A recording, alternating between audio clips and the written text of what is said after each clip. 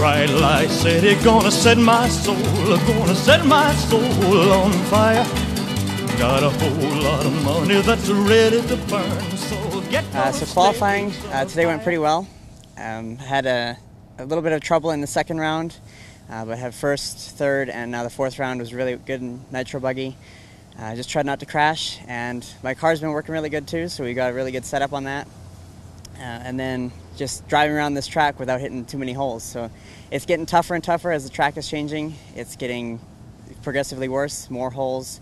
But the grip is pretty consistent. It seems like to almost fade towards the end of the day.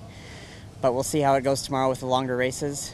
They're going to water, obviously, it before them, but how it dries out, I think, is going to play a role, or wreak havoc maybe on some people's setups, how their cars are handling now towards dry tracks. So it'll be interesting tomorrow, I think. But I think our stuff is good to go, and we're excited for the mains tomorrow, and I guess the last qualifiers. Wrap it up in four, though. Yeah, it felt good to wrap it up, and then tomorrow we can just test stuff and not have so much pressure.